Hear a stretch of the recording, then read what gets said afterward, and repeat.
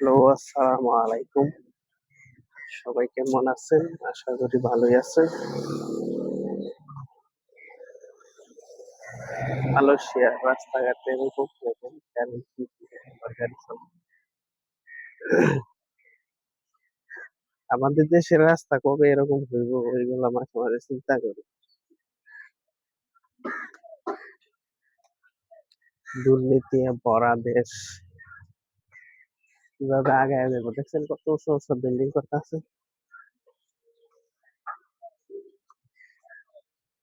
গাড়ি কি সুন্দর করে পার্কিং করে রাখছে। আমাদের দেশে তো পার্কিং ব্যবস্থাটাই নাই, রাস্তায় পার্কিং করে রাখে।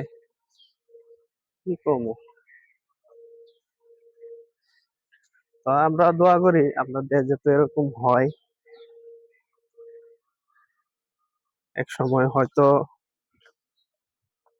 হইতে পারে। দুর্নীতি না হইলে অবশ্যই হতে পারে, হওয়াটা তো খুব অসম্ভবের কিছু না।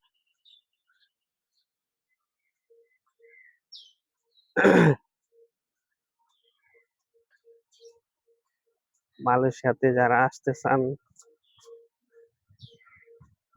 আসবেন। ভাই মালয়েশিয়া কিন্তু খারাপ না, ভালোই।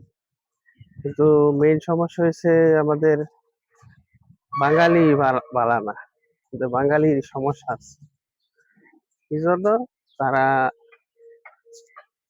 তারা মনে করেন যে একটা দালালি ব্যবসা হয়ে গেছে। আপনার বিদেশে এখন তো ধোঁকা দেয়, এদের সব তো দালাল।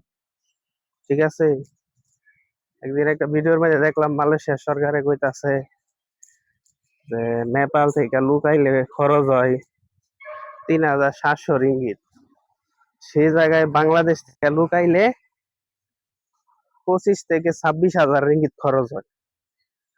তো এই জন্য সরকারে কইতাছে যে এই বাংলাদেশের ভিসা আমরা উন্মুক্ত করতেছি না, কারণ এটা খুলনা দিলেই তোমার যে দালাল আছে, দালালের পকেট গরম, মানে দালালদার বিজনেস হয়ে যায়।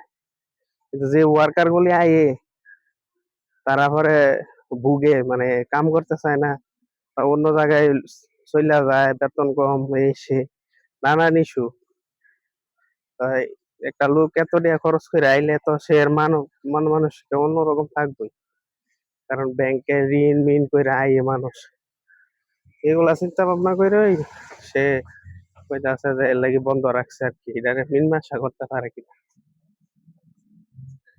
তো দেখেন ভাই, আইবেন মালয়েশিয়া, টেক্কা হইনা আইবেন। ভালো কোম্পানিতে আইতালে ৫-৬ লাখ টাকা তোলা ব্যাপার না। তো যদি ভাই বকর চক্কর কোনো কোম্পানিতে আয়া পড়েন তাইলে ভাই জীবন শেষ। আচ্ছা, তো ভালো থাকেন ভাই, চোখ কান খোলা রেখে আইন, ভালোভাবে বুঝা টুঝা আইন। আসসালামু আলাইকুম।